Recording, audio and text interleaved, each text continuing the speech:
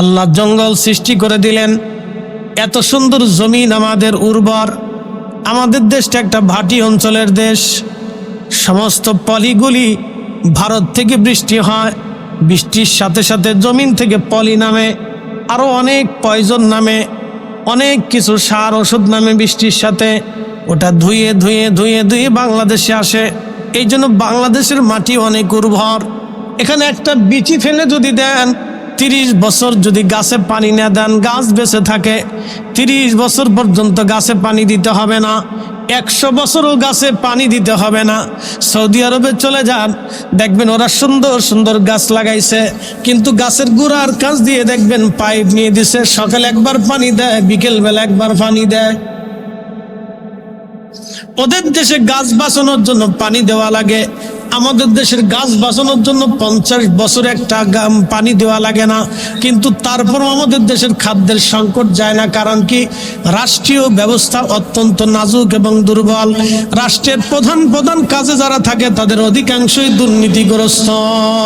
কথা কন না কেন? অধিক দুর্নীতি। আমি আপনাদেরকে একটা পরিসংখ্যান দিই, খালি ওয়াজ করবো না, এগুলো জানার দরকার আছে। পেঁয়াজের দাম বাড়ছে, কত টাকা কেজি? 120। মাঝখানে কত উঠছিল?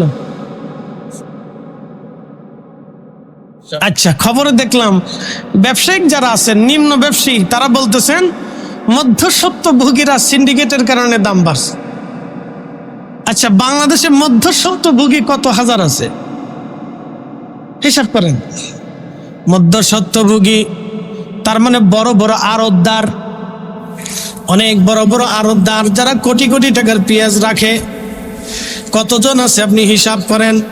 2000 হতে পারে, 5000 হতে পারে। তো 5000 লোকের যদি তদারকি করা যায় তাহলে পেঁয়াজের দাম কিন্তু আর বাড়ে না। এই 5000 লোকের জন্য আমরা 18 কোটি মানুষ কষ্ট পাই। হিসাব সহজ না, কঠিন কোনো কাজ না তো। দেশ চালানো কোনো কঠিন কাজ না তো, একেবারে সহজ। তারের মতো সোজা হয়ে যাবে, পানির মতো নরম হয়ে যাবে, কোনো ব্যাপার না, কঠিন কোনো কাজ না, একেবারে সহজ। কেন সহজ হবে? রাষ্ট্রের গুরুত্বপূর্ণ পদে যারা থাকবে তাদের আমানতদারি লোক লাগবে। অনেক শিক্ষিত লোক দিয়ে কাজ হবে না। হযরত ওমর ডক্টরেট ডিগ্রি অর্জন করছিলেন না, হযরত আবু বকর অর্থনীতির উপরে ডক্টরেট ডিগ্রি ছিলেন না, হযরত উসমান অর্থনীতির উপরে ডক্টরেট ডিগ্রি ছিলেন না, হযরত আলী অর্থনীতির উপরে ডক্টরেট ডিগ্রি ছিলেন না, পৃথিবী শাসন করেছিলেন। খলিফা হারুন রশিদ অর্থনীতির উপরে ডক্টরেট ডিগ্রি ছিলেন না, কিন্তু পৃথিবী শাসন করেছে। কত বড় পৃথিবী! বর্তমান Iran, Iraq, Oman, Yemen, Qatar, Dubai, Bahrain, Saudi Arab, Jordan, Syria, Lebanon, Libya, Tunisia, Algeria, Nigeria, Sudan, আফ্রিকার এক অংশ থেকে শুরু করে মুসলিম মিল্লাতের বিরাট অংশ তিনি একা খলিফা ছিলেন। এত বড় বিশ্ব তখনকার দিনে আধুনিকতার ছোঁয়া ব্যতীত শাসন করতে পারলেন নির্ভেজাল ভাবে। আর এত আধুনিকতা থাকার পরেও আপনি 5000 লোকের সিন্ডিকেট ভেঙে দিতে পারেন না। তা আপনি রাষ্ট্র না চলে কলা চুষে খান, রাষ্ট্র না চলে কলা চুষে খান। আপনাদেরকে রাষ্ট্রের দায়িত্ব নিতে বলছে কে?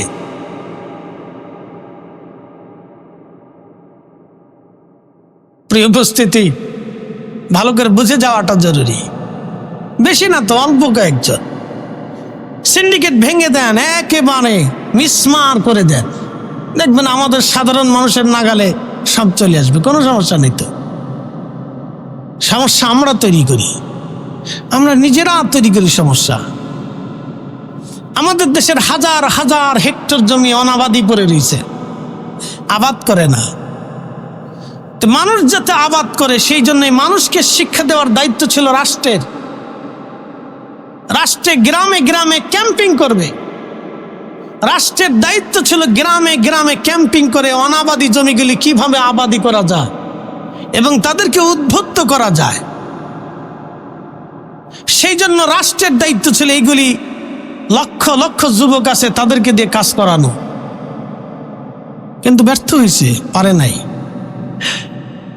প্রিয় উপস্থিতি, খুব মনোযোগ দিবেন। আল্লাহ বলেন, আনফিকু মিম্মা রাযাকনাকুম মিন ক্বাবলি আইয়াতি আহাদাকুমুল মাউত। হে বান্দা, তোমাকে আমি রিজিক দিলাম, এই রিজিক থেকে তুমি আমি আল্লাহর পথে যাকাত দাও, দান করো, সদকা দাও। মিন ক্বাবলি আইয়াতি আহাদাকুমুল মাউত, তোমার মরণ আসার আগে তুমি ব্যয় করো, মৃত্যু আসার আগে তুমি ব্যয় করো, মরণ আসার আগে তুমি ব্যয় করো। এটা তোমার মরণ আসার আগে তুমি ব্যয় করো, মৃত্যু আসার আগে ব্যয় করো। বন্ধু আমার, এই জন্য আল্লাহ রিজিক দিলেন, আল্লাহ খাদ্য দিলেন, আল্লাহ খাবার দিলেন, আল্লাহ উপকরণ দিলেন, বেঁচে থাকার জন্য সামগ্রী দিলেন, ওষুধ দিলেন, সেবা দিলেন। কোন শরীরের কোন ওষুধ, কোন রোগের কোন ওষুধ দিলেন। মানুষের জীবনের শ্রেষ্ঠ আবিষ্কার হলো ওষুধ। মানুষ যতই বলুক আমরা চাঁদে যাই, চাঁদে যাওয়া কোনো ব্যাপার না। মানুষের কি রোগ হয়েছে, ওই রোগ শনাক্ত করে ওষুধ প্রয়োগ করা এবং সেই রোগের ওষুধ তৈরি করা, এটাই হলো সবচেয়ে বড় বিজ্ঞান। মানুষের জীবনের শ্রেষ্ঠ আবিষ্কার হচ্ছে ওষুধ, চিকিৎসা আবিষ্কার। চিকিৎসা বিদ্যা হচ্ছে সবচেয়ে বড় এবং কঠিন বিজ্ঞান। এটা শুধু মানুষ না, প্রত্যেকটা প্রাণীরও কি রোগ হয়েছে, তার কি ওষুধ প্রয়োগ করলে সে রোগটা সেরে যাবে, এটার নাম চিকিৎসা বিজ্ঞান।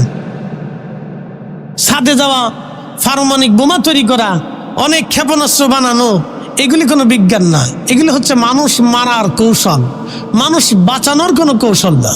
এটা যে যত অস্ত্র বানিয়ে পৃথিবী ধমকায় শাসন করতে পারে, এটা তাদের কাজ। পশ্চিমারা, উন্নত বিশ্ব, তারা যত ভাবে পারুক অনেক অস্ত্র শস্ত্র তৈরি করে পৃথিবীকে ধমক দিয়ে রাখে, সাবধান, লাড়াচাড়া দিবি, বসে বসে সুইচ টিপে দিব। এরা ধমক দিয়ে পৃথিবী শাসন করে, অন্য কিচ্ছু না। তারা তাদের দেশের অর্থনীতি স্বাবলম্বী করে। পৃথিবীর যতগুলি উন্নত দেশ দেখবেন, সব কয়টা নিজের স্বার্থ ছাড়া এক চুল পরিমাণ আপনাকে ছাড় দিবে না। তার দেশের স্বার্থ, তার অর্থনীতি, তার শোষণ, এ সব কিছু সে ম্যানেজ করবে। দেখবে যে আমার দেশের স্বার্থ আছে কিনা। যদি স্বার্থ থাকে তো আপনার সাথে চুক্তি করবে, স্বার্থ নাই, চুক্তি নেই। এই জন্য বন্ধু বলে আমাদের কেউ নেই। বন্ধু নিজেরাই, যতই বলেন, যার যার বন্ধু তার তার। প্রিয় উপস্থিতি, খুব মনোযোগ দিয়ে শুনবেন। রব্বুল আলামিন বলেন, হে আমার বান্দারা, তোমার রিজিক থেকে তুমি আল্লাহর পথে ব্যয় করো। তোমার রিজিক থেকে তুমি আল্লাহর পথে ব্যয় করো, রিজিক থেকে ব্যয় করো, বেশি বেশি করে দান করো আমি আল্লাহর পথে।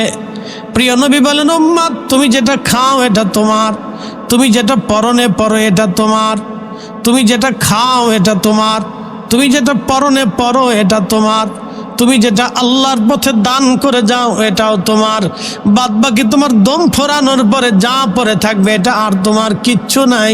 এটা ওয়ারিসরা ভাগাভাগি করে নিয়ে যাবে।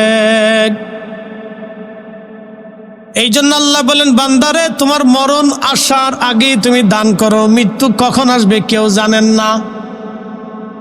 জানা আছে? কারোই জানা নেই। মৃত্যু কখন আসবে কেউ জানেন না।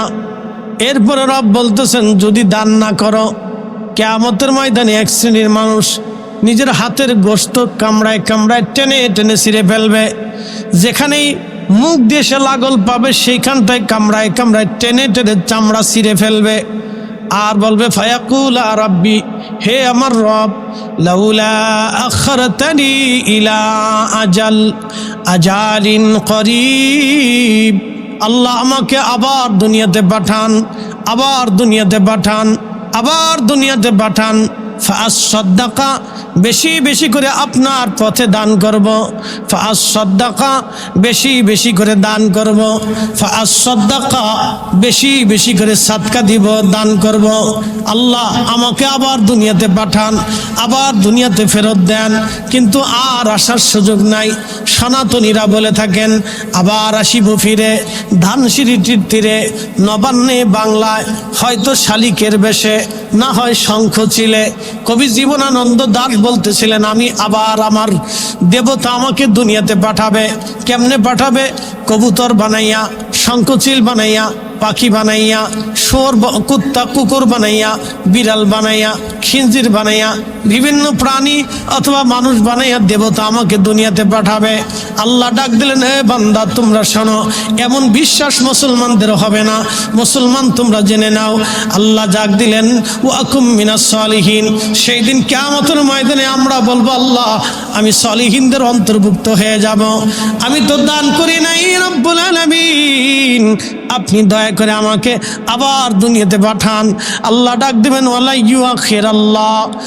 ইউআখিরাল্লাহু নাফসান ইযা জাআ আজালুহা। ও বান্দা, দুনিয়াতে একবার যদি হায়াত শেষ হয় তোমার টিকে থাকার আর কোনো রাস্তা নাই। আবার একবার যদি আমার কাছে চলে আসো ফিরে যাওয়ার কোনো সুযোগ নাই। ওয়ান টাইম, একবার সুযোগ, একবারই সুযোগ। আল্লাহর কাছে চলে যেতে হবে, এটা সত্য। মায়ের রেহেমের মধ্যে ছিলাম, এটা সত্য। এখানে আমরা যারা উপস্থিত আমরা প্রত্যেকে মায়ের রেহেমের ভিতরে ছিলাম, বাবার পৃষ্ঠদেশের মধ্যে ছিলাম, মায়ের বক্ষ দেশের মধ্যে ছিলাম।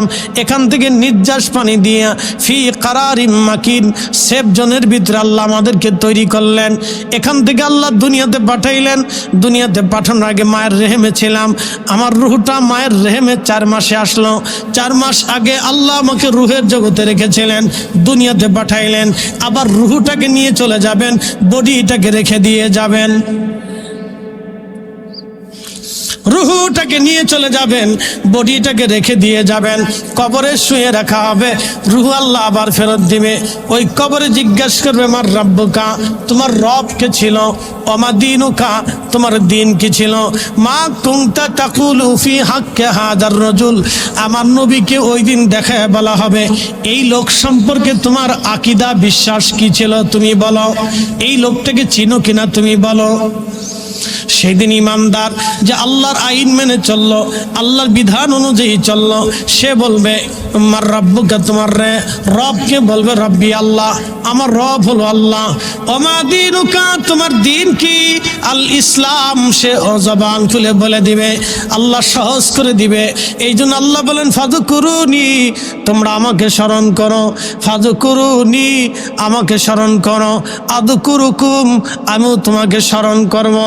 এর অর্থ হলো দুনিয়াতে তুমি যদি আমার আইন হুকুম মেনে চলো বান্দা, তাহলে ওই মৌতেও আমি তোমাকে ভুলবো না। ওই কবরে যেই দিন সন্তান, প্রিয়জন, আত্মীয় স্বজন তোমার কেউ কাজে আসবে না, সেই দিন আযকুরুকুম, আমি আল্লাহ তোমাকে স্মরণে রাখবো। জোরে বলেন সুবহানাল্লাহ। কে রাখবে? আল্লাহ। জোরে বলেন কে রাখবে? আল্লাহ। আমার রব একেবারে সাহস করে দিবেন জবাব। সেই দিন নবীজিকে দেখা যাবে, মারমা কুনতা তাকুলু ফি হাক্কি হাদার রাজুল, এই লোক সম্পর্কে তুমি কি জানতে, তুমি কি বলতে। কবরের ভিতরে নবীজিকে দৃশ্যমান দেখা যাবে। যিনি বেঈমান তিনি বললেন আদ্রি, আমি তো চিনলাম না, আমি তো জানি না কিচ্ছু। আর যিনি ইমানদার তিনি বলবেন হাযা রাজুলুন নাবিয়ুনা সাইয়্যিদুনা মুহাম্মাদুর রাসূলুল্লাহ সাল্লাল্লাহু আলাইহি ওয়াসাল্লাম। আমার নবীকে সেই দিন কবরে দেখা যাবে। প্রশ্ন করা হবে, একবার জোরে বলা যাবে কি আল্লাহু আকবার। হিসাব বরাবর সহজ। যদি আপনি রসুলের তাবিদারি করে, নবীজির ইত্তেবা করেন, রসুলের জিন্দেগির গোলামি যদি আপনি করেন, তাহলে সেই দিন রসুলকে দেখার সাথেই আপনার হৃদয় উৎফুল্ল হবে। আহা, আমার মাসুক আমার কাছে এসে গেছে, লার কোনো চিন্তা নাই আমার। এই জন্য ইমানদাররা মৃত্যুর সময় হাসে, বেঈমানরা মৃত্যুর সময় কাঁদে। যারা পাক্কা মুমিন, মুমিনে কামিল, তাদের মৃত্যুর সময় তারা চিন্তা মুক্ত থাকে। তারা মুস্কি মুস্কি হাসে যে আমার রবের সাথে এখন দিদার হবে, আমি জায়গা মতো চলে যাচ্ছি। এই জঞ্জাল পৃথিবী থেকে আমি আল্লাহর দিকে চলে যাচ্ছি। পৃথিবীটা একটা জঞ্জালের জায়গা, ভেজালের জায়গা। এখান থেকে যত তাড়াতাড়ি যাওয়া যায়, বুজুর্গরা আল্লাহর কাছে বলতেন আল্লাহ নিয়ে যান, ভালো লাগে না, এটা অশান্তির জায়গা, আল্লাহ আপনার কাছে নিয়ে যান। কোথায়? খালিদিনা ফিহা আবাদা, এমন এক নির্দিষ্ট আবাস যেটা সুখময় শুরু হবে আর কোনো দিন শেষ হবে না। তো সেই জিন্দিগির জন্য কিছু জোগাড় করার দরকার। আগামীকাল ঐতিহাসিক সোহরাওয়ার্দী উদ্যানে খাতমে নবুয়ত মহাসম্মেলন, দেশ বিদেশ থেকে অনেক বড় বড় প্রখ্যাত উলামায়ে কেরাম আসবে, আপনাদের দাওয়াত রইল। প্রিয় উপস্থিতি, খাতমে নবুয়ত, নবী শেষ নবী, এতে আমাদের কোনো দ্বিমত আছে? একসাথে বলেন আছে? মনে মনেও যদি কারো সন্দেহ থাকে তাহলে আর মসজিদে আইসেন না।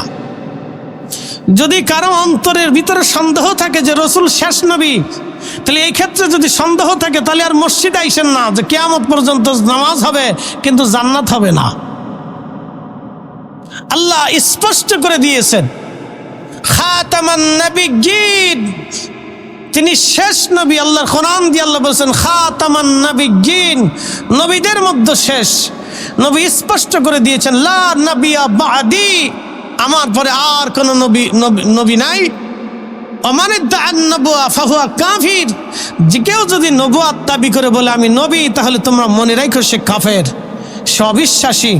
তাই জন্য গোলাম আহমদ কাদিয়ানী ছিলেন এই উপমহাদেশে ব্রিটিশদের তৈরি করা মুসলমানদের ডিভাইডেড নীতির অন্যতম এক সিস্টেম মাধ্যম। মুসলমানদের ভিতরে একটা জঞ্জাল সৃষ্টি করে দিয়ে গেল ব্রিটিশ গোয়েন্দারা। তার নাম গোলাম আহমদ কাদিয়ানী। একেবারে মৃত্যুর আগ সময় পর্যন্ত মনে রাখতে হবে, সে নিজেকে নবুয়ত দাবি করার কারণে বিনা বাক্যে বিনা দলিলে কাফের। কথা বলেন ঠিক কিনা? তার অনুসারী যদি থাকে কাদিয়ানী, তারাও কাফের। তাদের সাথে বিয়ে শাদী আত্মীয়তা কোনো কিচ্ছু করা যাবে না, হারাম, বিলকুল হারাম, বিলকুল হারাম। একজন হিন্দুকে যেমন দেখেন সেও তেমন, একজন খ্রিস্টান যেমন সেও তেমন, একজন অন্য ধর্মের মানুষ যেমন সে তার নিজস্ব ধর্ম। ইসলামে তার কোনো অংশীদারিত্ব নাই। কাদিয়ানীরা ভয়ঙ্কর কেন? হিন্দুরা হিন্দুদের বিশ্বাস নিয়ে পড়ে থাকে, তারা মন্দিরে প্রকাশ্যভাবে তারা বহু দেবতায় বিশ্বাস, এটা আমরা জানি। এই জন্য তারা প্রতিমা দেয়, পূজা দেয়, সেটা তাদের স্বাধীনভাবে দিয়ে দিক, আমাদের আপত্তি নাই। কিন্তু কাদিয়ানীদের ভয়ঙ্কর রূপ হলো তারা মসজিদ বানায়। সাধারণ মুসলমান তাদেরকে চিনতে পারে না, তারা মসজিদ বানাবে, মুসলমানের ছদ্মবেশে আসবে, তারা বলবে আল্লাহ আছে জানি, আগে নবীরা ছিল তাও জানি, কোরআন আছে তাও জানি, এই নবী মুহাম্মদ রাসূলুল্লাহ নবী ছিল তাও জানি, কিন্তু সে শেষ নবী এটা মানি না। এই জন্য কাদিয়ানীরা কাফের। কথা বলেন ঠিক না বেঠে? রাষ্ট্রের দায়িত্ব কাদিয়ানীদেরকে কাফের ঘোষণা করে তাদেরকে আলাদাভাবে তৈরি করে দেওয়া, আলাদাভাবে তাদেরকে এই কাফের ঘোষণা দিয়ে শনাক্ত করে দেওয়া যে এরা কাফের, এরা অবিশ্বাসী, তারা আলাদা একটা বিশ্বাসী জাত। কথা ঠিক আছে না? তারা আলাদা একটা বিশ্বাসী জাত। যেমন মধ্যপ্রাচ্য আছে ইয়াজিদি সম্প্রদায় আছে, ইয়াজিদেরা কাফের, ইয়াজিদের একটা আলাদা ধর্ম আছে, তারা আমাদের মতো টুপি মাথায় দেয়, মুখে দাড়ি টাড়ি রাখে, এরকম ইয়াজিদি সম্প্রদায় আছে। দেখবেন এই ভারতে আছে শিখেরা আমার বড় লম্বা দাড়ি আছে, সুন্দর সুন্দর ফাঁকদি মাথায় দেয়, দেখলে মনে হবে বিরাট মনে মুসলমান, কিন্তু মুসলমান না, তারা শিখ। তারা প্রকাশ্যভাবে তাদের গুরুদুয়ার আছে, ধর্ম মেনে চলে, সেটা আলাদা স্বতন্ত্র, সেটাও আমরা জানি। তো শিখের গুরুদুয়ারায় যে পূজা অর্চনা করতেছে করুক, মুসলমান বাধা দিচ্ছে না। তো কাদিয়ানীরা ভয়ঙ্কর হলো, তারা মুসলমানদের রূপ সাজে মুসলমানের ইমান চুরি করে আসতে চায়। এটা ব্রিটিশদের তৈরি, আমরা কখনো এটা আর মেনে নিতে পারবো? কাদিয়ানীরা কাফের, এতে কোনো সন্দেহ নেই। তো তাদের কাফের দাবিতে কালকে সোহরাওয়ার্দীতে মহাসম্মেলন, দাওয়াত রইল ইনশাআল্লাহ। আল্লাহ আমাদেরকে কবুল করুক, সকলে বলেন আমিন।